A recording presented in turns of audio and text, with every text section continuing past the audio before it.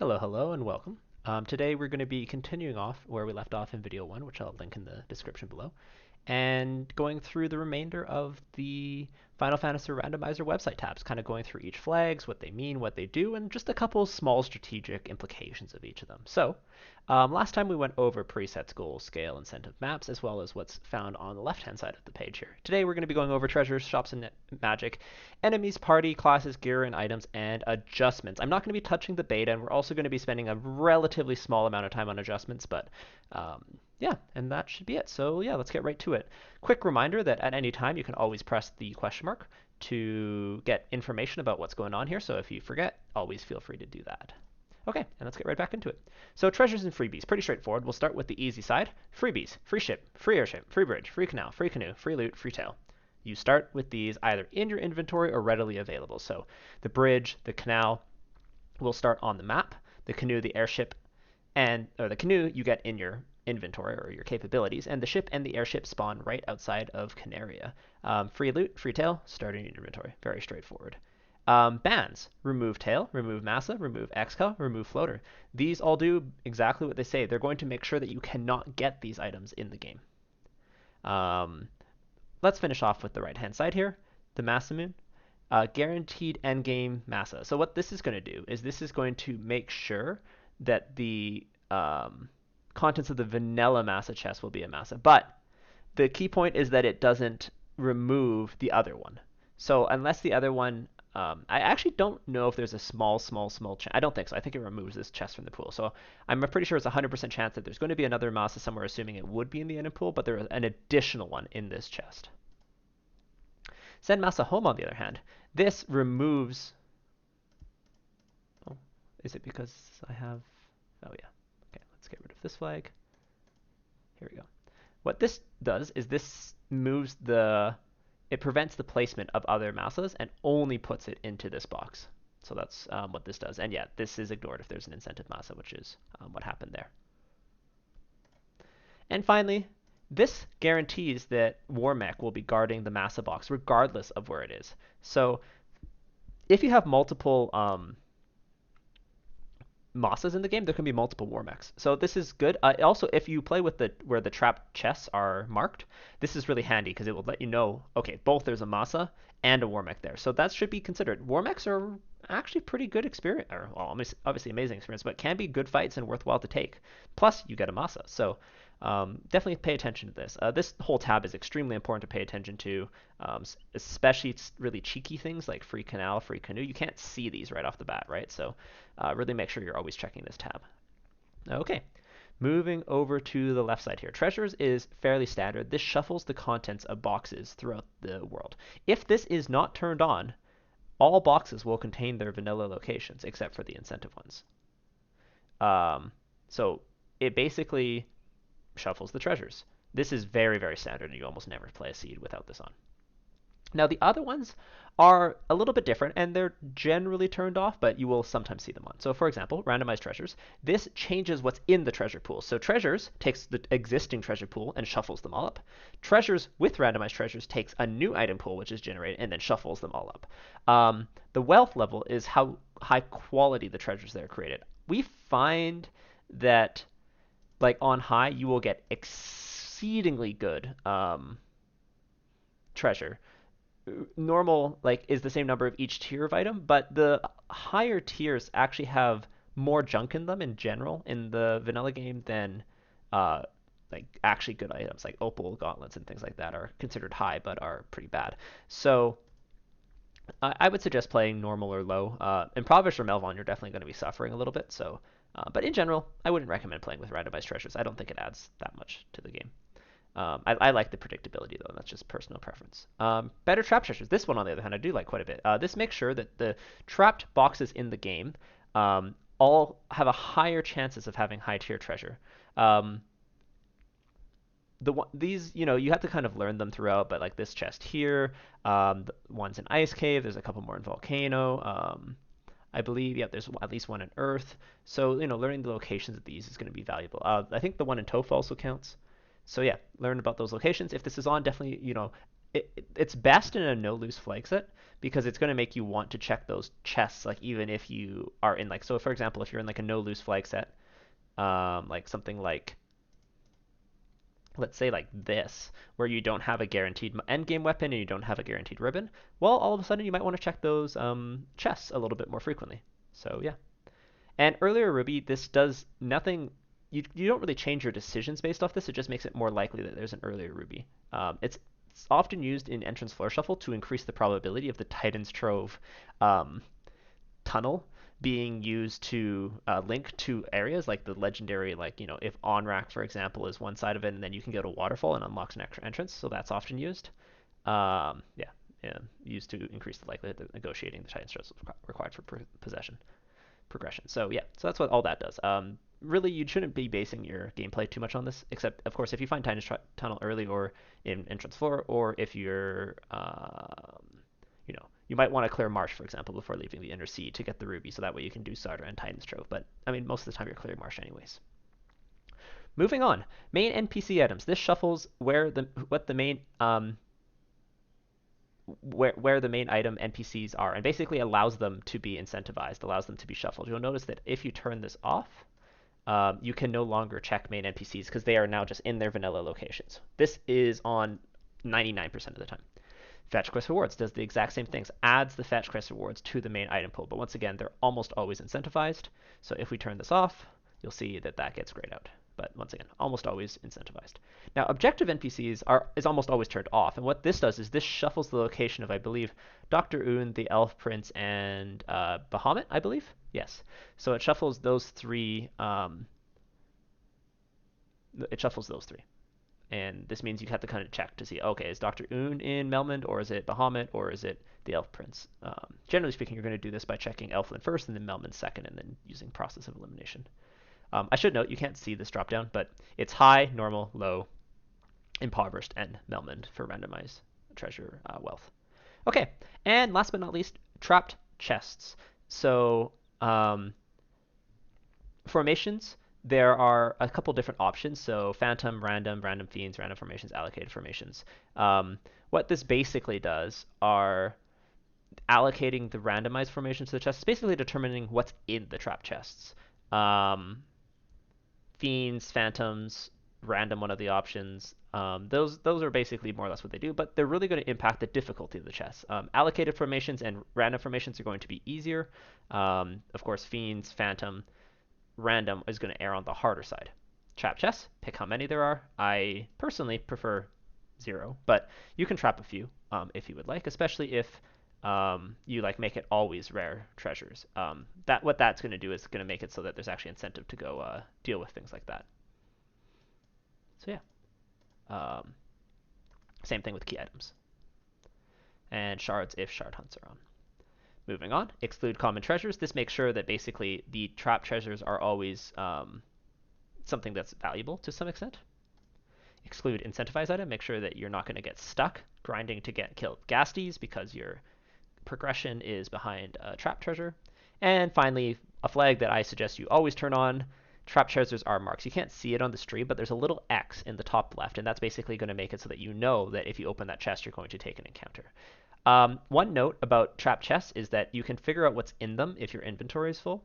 So if you're looking for a very specific thing, if you fill your armor and your weapons, you can sometimes check them to figure out if there's like a ribbon or something valuable. So that is something, especially if trapped chests are marked, is off. So that is something to keep in mind. Otherwise, yeah, that's basically trap chests. A much, much, much better flag now that trap chests are marked is available. Moving on to shops and magic. Okay, so shops and magic, pretty regular one. The most common ones are going to be at the top here, and in particular, Shop Shuffle is by far the most common. So what this does is this shuffles the contents of weapon, armor, and item shops. It doesn't change what's in them, so weapon shops contain weapons, armor shops contain armor, item shops contain items, and there's the same frequency of each of the things that are there in the vanilla game, but it does shuffle where those items are. So for example, you can get your pearl rings in Canaria, for example. Yeah. Random weapons and armor shuffles what's in the pool. So just like random treasures shuffles where the treasures are, and randomized treasure shuffles what's in the pool. Same thing here. Random weapons and armor shuffles what's in the pool, and then this will move them around. If you include caster and elite gear, it's going to make it much better in general that what rolls into the shop. So you can get power gauntlets, you can get opal bracelets, ribbons, masas, etc. 95% of the time you play with just shop shuffle on. Okay, magic shops, magic shop locations, and paired shuffle. These are relatively uncommon, but what these flags do, they shuffle where a magic shop is located. So basically, this means that the level of spell is also shuffled. This makes the game much harder because all of a sudden your Canary shop not only shuffles if you have shuffle magic levels, which is pretty common, you have different levels available in a single shop. So for example, you have Warp at level 5 available in the shop, or Nuke at level 8 available in the shop. Now, you see here that these are actually the vanilla spells, because that's if you play with magic shops on, but shuffle magic levels off. You're going to have the vanilla levels, but the vanilla spells, vanilla levels, but their locations pulled together, shuffled around. With this and this, it just makes for kind of chaos. I would generally recommend playing with magic shops off. Magic shop locations. This shuffles the location of magic shops. So for example, it moves the entire level of magic from one place to another. So Canaria, did that say except Canaria? Yeah, except Canaria. So for example, Provoke a magic now is in Melman. So Melman now has level 2 magic, but Provoca might have level 7 magic, so on and so forth. So it shuffles the shops themselves, but keeps the spells attached to the levels. Of course, the spells are shuffled for shuffle magic levels. I'm not going to spend too much time on this. Generally speaking, it's not played. Paired shuffle. Um, oh, interesting. I've never played with this, but this, yeah, it moves both level 6. It pairs the magic so that way that all the magic is kind of together. But once again, I'm not too sure about this one, but these are very, very rarely played with. Okay, moving on to magic, which is very common. Shuffle magic levels. This is a bread and butter. Would you like Nuke at level 1? Because this is how you get Nuke at level 1. It shuffles where spells are located. So level 1 slots are still in Canaria, level 2 slots are still in Provoca, unless those other ones are changed. Level 3 slots are still in Elflin, level 4 slots are still in Elflin, but then it shuffles what level 1 slots are. So level 1 might be Nuke, Brack, Temper, Warp if you're super, super lucky. Or it could be, garbage. It could be, I don't know, what's Rub, Saber, um, and white magic might be like Aether and stuff like that. So, sometimes you win, sometimes you lose. Fire 1, Lit 1, things like that. Tiered shuffle. This makes it so that it's more likely that high-level spells roll high, mid-level spells roll mid, and low-level spells roll low. This is okay. It makes the game more difficult. It stops it from being trivialized quite so much by, early magic, but it can be a little bit annoying. So, yeah, it depends on the way you want to play. Mixed Spellbook shuffles black and white magic together, but one downside of this is that it removes your capability to shape your party. Because you no longer know if you need a red mage or a black mage or a white mage to cast life, for example. You don't know if you need a black mage or a white mage to cast nuke. So it kind of just makes people go more red mages. But that's what Mixed Spellbooks does. And finally, keep permissions, a very divisive flag. What this does is it makes sure that the mages keep their vanilla permissions. So, for example, Warp might be level 1, but in the vanilla game, Warp was only available once you promote. So now all of a sudden Warp's at level 1, but you can't buy it until you promote. So instead of spell permissions being tied to slots, so for example, infamously level 3 black magic, slot 3 level 5 black magic is not available until you promote, or slot 4 level 1 white magic is not available for knights or knights of course, but red mages until you promote. Instead of being tied to slots, now they stay attached to the original spells. This is a big nerf to red mages, which is arguably a good thing, but it's a little bit annoying. It really requires a lot of vanilla logic. So I encourage you to try it once you get used to it a little bit more, but maybe not something that you're going to want to put in right away. Carrying over. So this is going to make shops smaller. Yeah, that's pretty much what it does. So if you want to remove all heal pots, all things like that. Magic, remove partial, remove all items of kind, remove them spread out to all ones, random.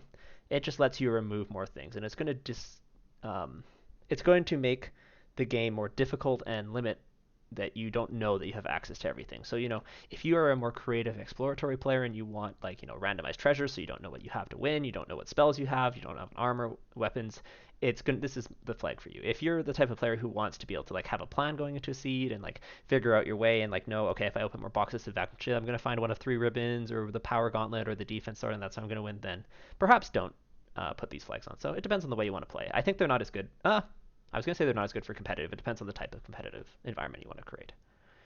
Okay, moving on to balance. Um, these improve some traditionally underpowered spells. It especially makes cure and heal a lot better. So like heal 2 becomes like very valuable. Like heal 3, of course, is always already valuable, and so is cure 4. But like it makes cure 3, heal 2 spells that are more worth picking up. I believe it makes lamp and amute cure paralysis. Yes, that's correct. So yeah, lock and lock 2 mode, another divisive um, thing. It basically makes it so that instead of luck always hitting, sometimes it misses. This makes highly evasive fiends very annoying to deal with, but some people say that having lock and lock 2 always hit just basically means that fiend evasion doesn't matter as much, etc., etc. So you can change that if you want. Uh, vanilla is... Yeah, I don't actually know what vanilla... I thought vanilla, it was just broken. So I think these are the most common. And power word threshold, this makes it so that what your power word kill spell can do. So the quad X, in other words, which this isn't as obvious for. So this is what changes the threshold at which blind, stun, quad X are effective. Like blind and stun, you'll use once in a while, but quad X is the big one here. It's vanilla 300. I suggest not changing it most of the time, but if you want to have fun, make it unlimited. Go quad X, anything that's not resistant to death.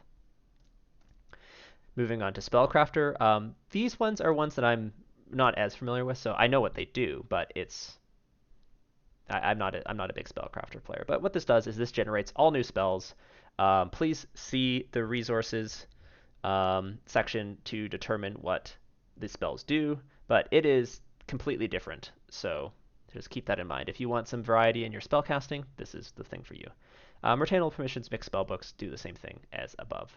So for example, retainable permissions, it doesn't overwrite the game's spell slot permissions. So slot 3, slot 4 white magic is still not available to red mages until promotion, etc., etc. And mixed spellbooks will mix them black and white magic together. Spell name obfuscation.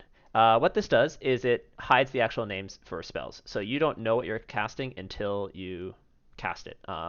If it's random, it's just random code words, so that you're going to have to memorize it over the course of the seed, but probably you're just going to muscle memory the slot. If it's mixed up, then Nuke might actually cast Temper, and Temper might cast Fire 1, and so on and so forth. If you want to do that, go right ahead. Okay, and finally, legendary shops. So what legendary shops do is it creates legendary shops in dungeons, and what it does is these all have the best, or some of the best, weapons, armor, black magic, white magic, and items in the game. You can turn on each of them independently.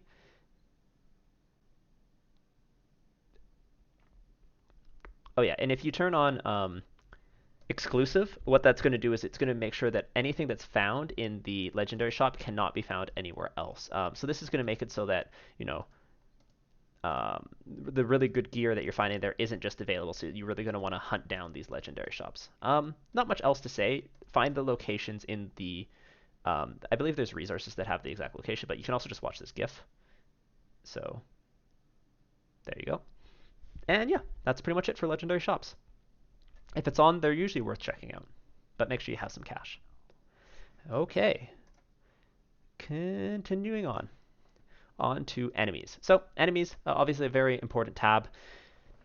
This is basically going to tell you how your enemies are going to behave. Now, of course, one of the most important things about enemies is their stats, so make sure you check that first. But the other things, of course, are, if they're runnable, if their rarity, where war mech is, so on and so forth. So let's go through this tab.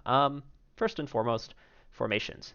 shuffle rarity. This basically makes it so that enemies stay within their vanilla zones. So zones, once again, are the Southern Sea, the Northern Sea, the Southern Canal System, the Northern Canal System, and then there's also each tile on the overworld plus each floor on a dungeon. So those are different zones, and those zones all have 8 different encounters that can occur, and they all have different rarities in the vanilla game. So there's some are more likely to occur and some are less likely. Now it's all set when they will occur, but because they have different frequencies in that encounter table, that changes the frequency which they occur at.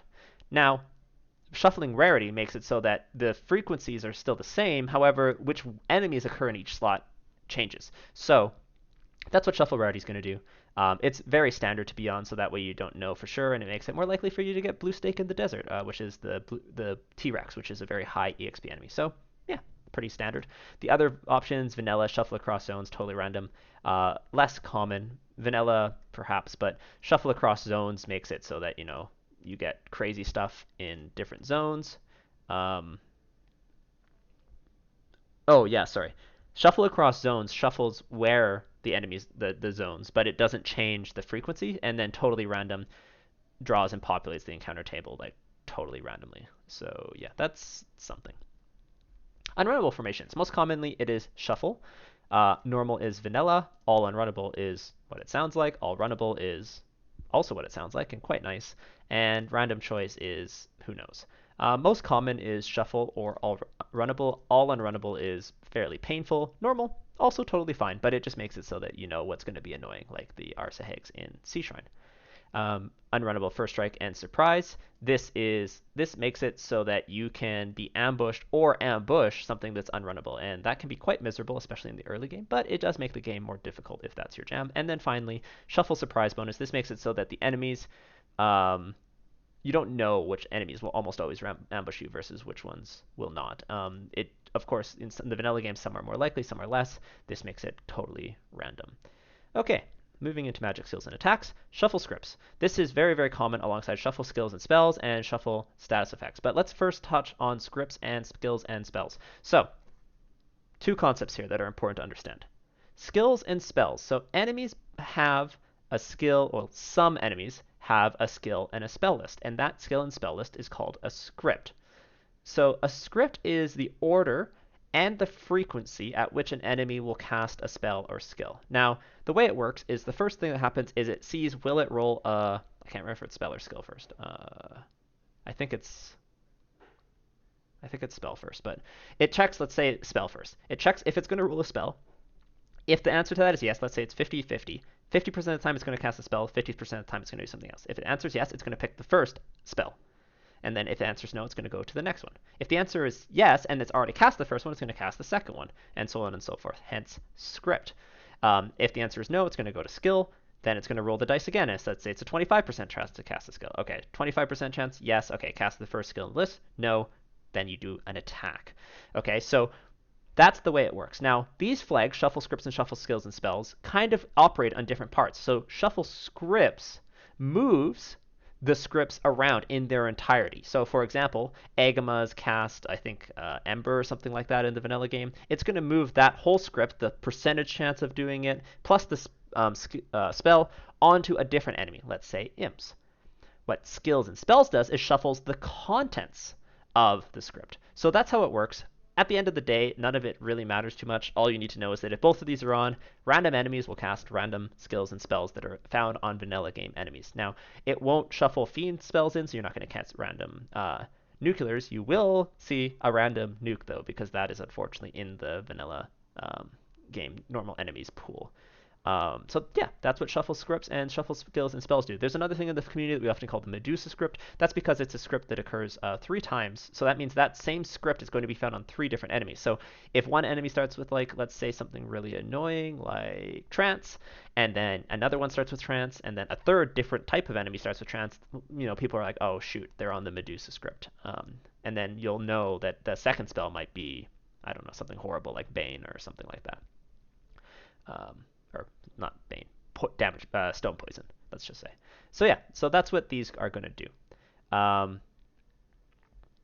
Now, these do also shuffle bosses, scripts, and spells, unless you turn on this, in which case it will not. Now, keep in mind that these shuffle independently. So it shuffles the Fiend Refight pool, it shuffles the Fiend 1 pool, and then it shuffles the regular enemies. So they are still separate, but if you do this, it's just not going to shuffle the boss or the any of the bosses in. Shuffle status attacks does exactly what you think it does. It shuffles the status ailments each enemy can inflict when they use physical attacks. So it keeps the distribution that is in the vanilla game, but it shuffles who has them, right? So, your sorcerers, their stupid stone touch will get moved onto another enemy. Hopefully one that's less annoying and has less attacks. Or maybe it's imps, who knows. Okay, Unsay's Pirates. This shuffle can possibly shuffle a script onto pirates. Without this being checked, they're guaranteed to not cast spells, because that can be a major problem. Only shuffle bosses, only shuffles the bosses' scripts around. Same thing with only shuffle bosses' skills and spells, only shuffles the bosses' skills and spells around. It's important to know that if you shuffle scripts, this is going to make Kraken less likely to have skills. It's going to make, find the punch happy boss. You don't know who's going to be so punch happy, etc., etc. Scary imps. Does what it says. Adds imps to the same pool as Topher Fiends, Warmech, and Chaos. Now the nice thing is it also makes it so that one of those fiends is just going to get a punch only script. But I mean, is what it is. Generate balance scripts. So this is going to make it so that earlier enemies is more likely to get access to earlier enemy skills and spells, and late game enemies are more likely to get late game skills and spells. So pretty straightforward there. Finally, randomized status attacks. So this is quite important. It changes which status effects are in the game for status attacks. And for example, can include multiple death attacks or silence attacks, so on and so forth. So this is going to make things like sleep touch as well. It's going to make the status attacks that you see much more unpredictable, and also add in some that weren't even in the vanilla game. Mute touch, very annoying. So pay attention to this. It doesn't really change the way you play, except perhaps makes things more dangerous in general. And if you randomize status attacks, you can also remove stun touch. Okay, and last on this left-hand side is trap tiles. So the most common versions for trap tiles is to have it on shuffle trap tiles or use alternate formations for shuffle trap tiles. So these are shuffling the vanilla game trap tiles.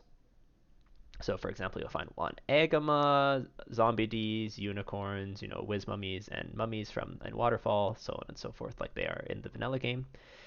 Use alternate formations, though, also uses the pool from the B-sides of them, which includes formations that are not in the original game. These are generally stronger, higher EXP, but also more dangerous. So it's going to make your grinds, if you find a good one, more lucrative, but also is going to make early game navigation more dangerous. So you can find the glorious 3 eye tile, but you can also find 4 Ghasties blocking, something that you need to get through. And combined with, shuffle and runnable, it can be a hard time. Remove trap tiles just removes them entirely from the game, used if you want to go fast. So that's what trap tiles does. Learning the list of trap tiles is very valuable. There's some resources in our Discord on which ones are valuable, which ones you should grind on, so on and so forth. So definitely check those out. Moving over to the right, bosses. So you can change where Warmech is. So it could be vanilla, which means it's found randomly on the Bridge of Destiny. It could be patrolling, which means you get to choose if you want to fight it on Wandering on Sky Castle 4, which is the maze floor. Required is that Warmech will appear on Tiamat, which is relatively common, and Unleashed, which means it's a group 7 formation in all zones, which means you can fight Warmech all the time. It can be interesting. It depends on what you're looking for. But I think vanilla, patrolling, or required are the most common, and vanilla required are the most common. Now, required being on adds a couple wrinkles. You have to consider that, one, you have to fight it, so you need to be stronger in many cases to fight Warmech than you do to fight Tia. But two, you also have a boatload of EXP that you're going to have to get. So keep all of that in mind, and you basically want to go there when you're as strong as, or just strong enough to kill Warmech, but not so strong that you've overgrinded for the rest of the game. Buff pirates. This makes the pirates a lot stronger. This is almost always done when you're playing with Town Shuffle on, but it can be a little bit annoying. So just keep that in mind. Don't turn this flag on willy-nilly, but it's interesting at times. Shuffle Astos. This makes one of the original NPCs Astos, not necessarily just Astos. So you could talk to the Sarah, and then it's Astos all along. Surprise! Now, the key one here is to make sure that you're very, very careful that if you don't have the skills and spells to defeat Astos after you defeat Garland, to be careful talking to King and Sarah, or else you're going to be in for a rude awakening and have to redo that whole thing. So people often will save, or, you know, after they kill Garland, use a house outside and then go talk to Princess afterwards, so on and so forth. So yeah, that's Shuffle Astos. Shuffle the original fiends. This means so that, you know, there you go. Earth Orb is now Tiamat. What most to say. Pacifist bosses. Just walk past all boss fights, including chaos. So this means that you could technically have a run with no fights whatsoever. You know, remove trap tiles, pacifist bosses, remove all encounters. There you go, just walking around. Alternate fiends. This replaces all fiends from a pool of about 20, each with their own skills, spells, and weaknesses. The list can be found on the resources page, so check that out. Not very common. None of these are honestly that common, but just keep that in mind. Except for the War Mech remote. Always check that. And fight Bahamut. Whether it's buffed or not, this is going to make you earn your promotion by fighting Bahamut. Okay, moving on. Temple of Fiends Bats gives boss hints. So what this does, tells you spoilers about what the fiends are. So basically says it tells you how difficult each boss fight will be, and says basically how difficult their stats are on a scale from like 1 to 10, for example. It gives you numerical stats like their HP and the full cell and script list. So this is a way to like kind of scout how difficult your Temple of Fiends Revisited are. So it actually makes it worthwhile to talk to these bats, the bats that you can't NPC guillotine. Curse them. If you do turn it on, this allows you to do it at any time as opposed to only after you defeat all all 4 orbs. Okay, last two. Enemy obfuscation. This makes all enemies look like imps. Yep. This makes all enemies look like imps, including the fiends and chaos. Not much more to say. And of course, Animizer. So what this is going to do is this is going to change the formation. So unlike the vanilla game where the formations are all set, you know exactly what's on them. There's X to, you know, 1 to 2 ogres and 1 to 3 creeps, or so on and so forth. You know, uh, Big Eyes or whatever, like Big Eye Gersharks on the Kraken floor, so on and so forth. This is going to shuffle all the enemies together entirely, generating entirely new formations. This does not generate new enemies. If you want to generate brand new enemies, you need to turn on Generate New Enemies, which is going to put in things like Beast, that you do not know what these things are. Gurkrags, Beasts, so on and so forth.